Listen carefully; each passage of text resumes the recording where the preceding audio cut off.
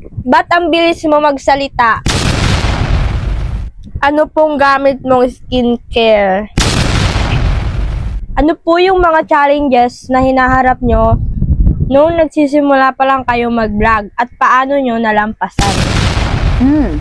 Sino ang gusto mong makakulab na influencer? Who's your inspirational for vlogging? Napapansin mo po ba yung nagkakagusto sa'yo sa TikTok? Hello? Hi guys! Welcome back to my YouTube channel, and for today's vlog, ang gagawin namin is question and answer habang nagmumukbang! I for the go! First time ko guys gumawa ng mukbang vlog dito sa YouTube channel ko, and para hindi kayo ma-bored, ayan, nag-prepare kami dito ng mga question, and galing din po yan mismo sa mga followers namin sa Blue App. So, habang nagmumukbang kami, sasagot ako dito sa mga itatanong sa akin ng aking Tita Rain. No, diba? So guys, meron kami ditong pre-prepared na mga question dito. Ayan, nandito siya. Marami yan guys ha. Konti lang talaga siya tignan. Tapos, bubunot ako dito, babasahin ni Tita and sasagutin ko yun sa harap nyo. So, syempre mag-start na tayo. Nabunot na siya guys. Yes guys, bubunot na ako ng pinakaunang question.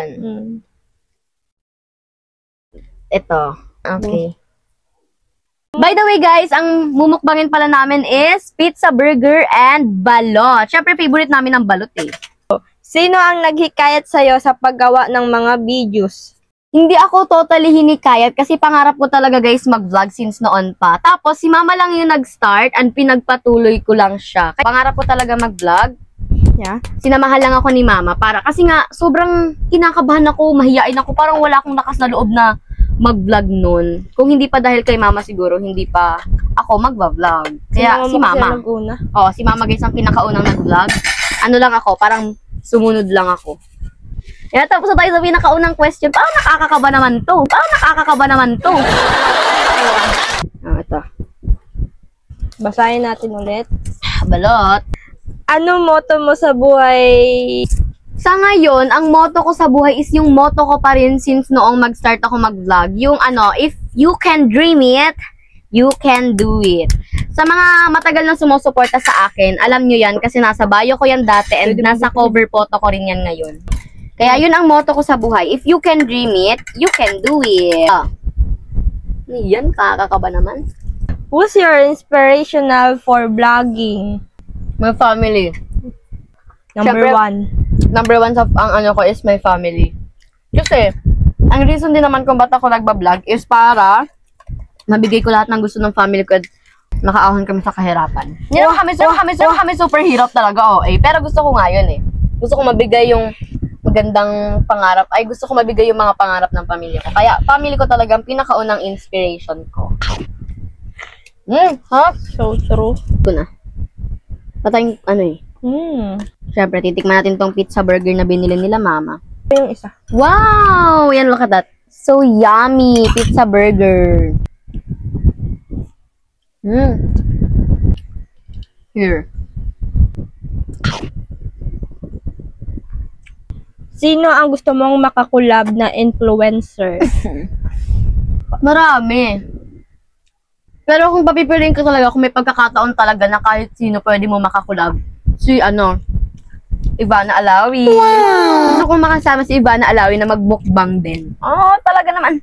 Kasi nga, since noon pa nanonood na ako ng mga vlog noon. Tapos nakikita ko siya na tumutulong siya sa mga tao, hindi lang sa pamilya niya sa ibang tao rin, ganun. Kaya parang gusto ko siya makakolab talaga. Hindi lang sa pagmukbang, kung anong vlog man ang gusto niya, parang gusto ko talaga siya makakolab. Tapos, nung hindi pa ako vlogger, mga vlogs talaga ni Ivana yung pinapanood ko. Ganyan mga vlogger yung pinapanood ko. Kaya yun, parang gustong-gusto ko na din talaga mag-vlog. And ayun, nag-vlog na ako today.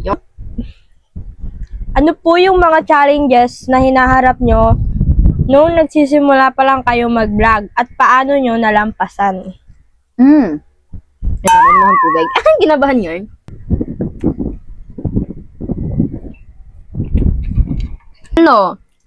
Yung walang budget. Ang hirap gumawa ng content kapag walang budget. Kasi noon, ang mga trending na mga videos noon is totally talagang gagastusan mo talaga. Kaya, Yun ang pinakauna talaga, yung wala kaming budget. Kasi nga nagsisimula pa lang naman kami, hindi pa kami nung totally sumasahod talaga, di ba?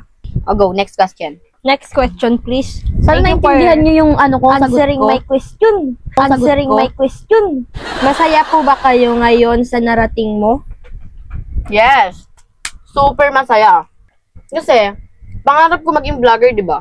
Tapos ngayon, naging vlogger na ako. Tapos natutulungan ko pa yung family ko. Nakakatulong ako sa family ko. Yung mga kailangan namin bilhin, nabibili na namin.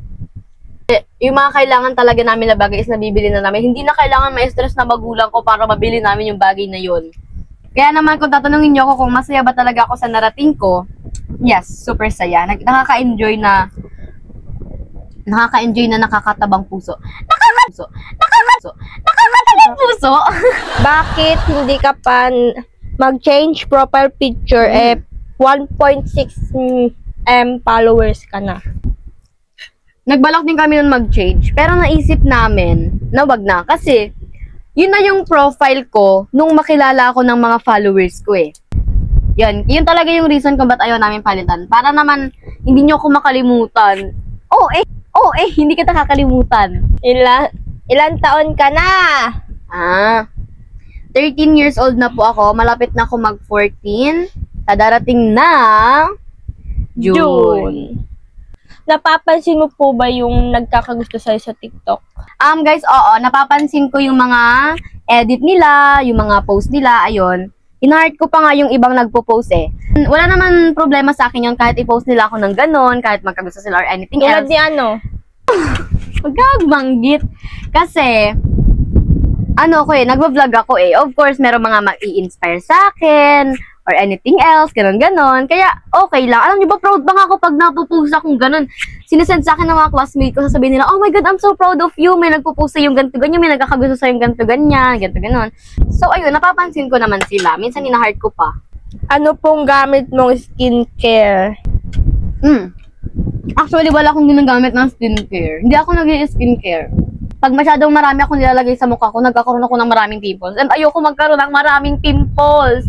Yun. Tsaka, ewan ko wala sa akin hiyang na skincare. May mga trinay ako dati, walang hiyang. Pero guys, if ever dumating man ako sa right age, 18, ganyan, baka dun sa age na yon bumili na ako ng mga skincare. Kasi nandun na tayo sa tamang edad para magpaganda. Ay, hindi ka gaganon. Ano pakiramdam mo every time na may nakikilala sa'yo, may nakakakilala sa'yo at nagpapapicture? Siyempre, masaya. Masaya ako, tapos kinikilig ako kasi Yo. wala, parang iba talaga ang feeling kapag may mga nakakakilala sa'yo, kapag may nakakapagpa-picture sa'yo, kapag may nagsasabi na, OMG, kilala kita, ganon. Nakakakilig, pero mahihain kasi ako, kaya minsan nahihiya ako, pero basta ang pinakamaganda talaga dyan is kinikilig talaga ako. Like, basta nakakakilig siya na nonchalant na kilig lang kasi nahihiya. Hindi. Ba't ang bilis mo magsalita? Hindi. Ba't daw ba ang bilis ko magsalita? Actually guys, bata pa lang daw ako sabi nila mama. As in, bata pa lang mga Sobrang 3 or bilis 5 na. years old. Mabilis na daw talaga ako magsalita. Like, ano yan ah? Anong tawag doon? Pinalakihan ko na talaga. Parang yun na talaga yung salita ko. Normal voice ko na yun. 2 years old pa lang yata siya, Madaldal. Madaldal na siya, tapos, ano na yun, yung Rapper word, na talaga siya. yung word Sayod. Sayod niya na. Yung word ko is buo. Hindi ako Hindi niya siya namamali. nabubulol noon. Bata pa Hindi, ako. ganun talaga. Kaya ngayon, Kasi naman, yun. daldal niya pa rin.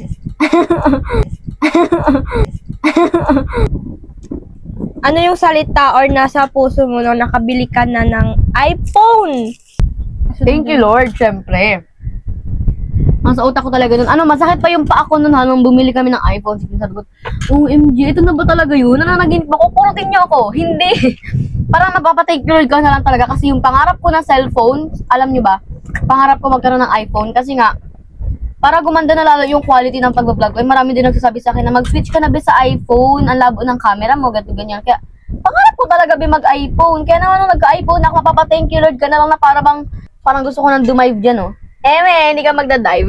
How do you know Your mother. your mother rate to 1 to 10? 1 to 10. Of course, 10. That's my mother, girl. 10 out of 10. Alam namin ko yan na eh. siya.